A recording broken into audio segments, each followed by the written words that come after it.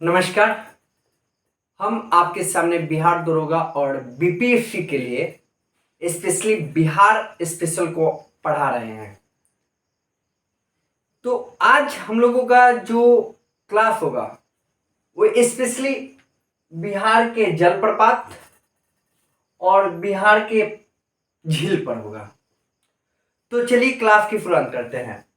आपको बता दें, बिहार में जो सबसे बड़ा बिहार का जो सबसे बड़ा जो जलप्रपात है वो दुर्गावती जलप्रपात है। दुर्गावती जलप्रपात रोहतास में पड़ता है। और आपको बता दें कि दुर्गावती जलप्रपात ये पूरे बिहार का सबसे ऊंचा जलप्रपात है, जिसकी ऊंचाई 80 मीटर है।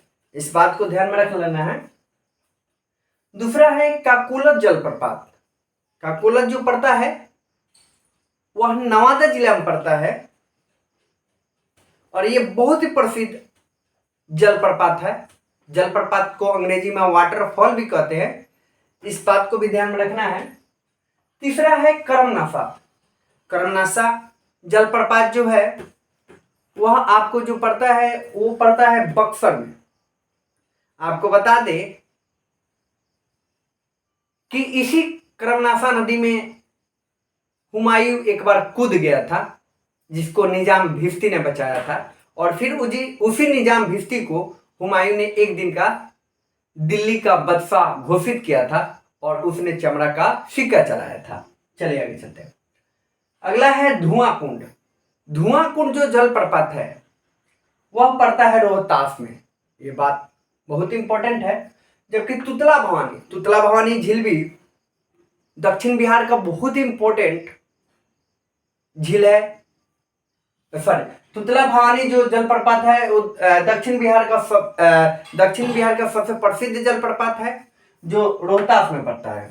जियार कुंड जो जलप्रपात है वह भोजपुर में पड़ता है। और साथ में तिलहर जलप्रपात के बारे में जानते ही होंगे। तिलहर जलप्रपात जो पाया जाता है वो कैमूर में पाया जाता है। चलिए, हमने जलप्रपात पे बात किया।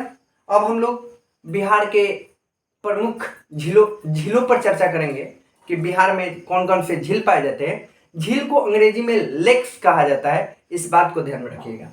आपको बता दें, जो कांवड़ झील है, कांवड़ झील जो है वो बिहार के बेगूसराय में पाया जाता है।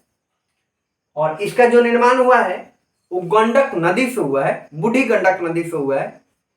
इस बात को ध्यान में रख लेना है। और ये पूरे भारत का सबसे बड़ा गोखुर झील है। गोखुर झील का कहने का मतलब क्या होता है, इस झील की जो आकृति है, आकार है, वह गाय के पैर की तरह है। इस बात को ध्यान में रखना है।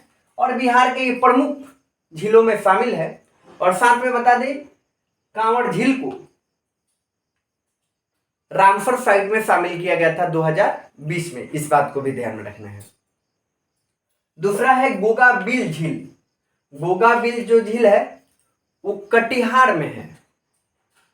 इसको भी ध्यान में रखना है।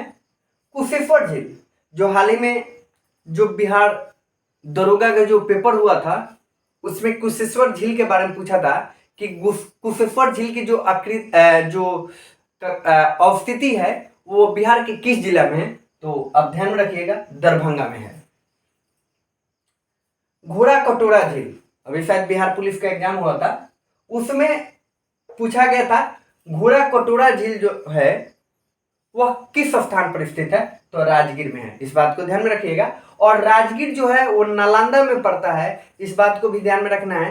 कभी राजगीर मगध की राजधानी हुआ करता था और मगध जो था वो पूरे भारत का सेंट्रल कैपिटल हुआ करता था। इस बात पर भी ध्यान में रखना है।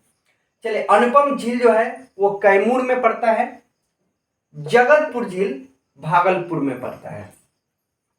मोती झील मोतिहारी में है। और मोतिहारी जो है वह पूर्वी चंपारण का मुख्यालय है। इस बात को ध्यान में रखिएगा। सनैयामन झील बेतिया में है और बेतिया पश्चिमी चंपारण में पड़ता है। बेतिया पश्चिमी चंपारण में पड़ता है। पिपरामन जो झील है वो मोतिहारी, और मोतिहारी जो है वो पूर्वी चंपारण में है, जहां पे गांधी जी 1917 में चंपारण आंदोलन किए थे। इस बात पर भी फोकस करिएगा। लक्ष्मी सागर झील बहुत ही महत्वपूर्ण झील है। तो लक्ष्मी सागर जो झील है वो दरभंगा में है। तो आज इस वीडियो में हमने बिहार के प्रमुख जलप्रपात और साथ में बिहार के प्रमुख झीलों के बारे में आपसे चर्चा किया। तो ऐसे ही तमाम वीडियो आप देखते रहिए और इस चैनल पे अपलोड किया जाएगा। तब तक के लिए आप सभी को बहुत बहुत धन्यवाद। मिलेंगे अगले वीडियो में, तब तक के लिए आप सभी को जय हिंद।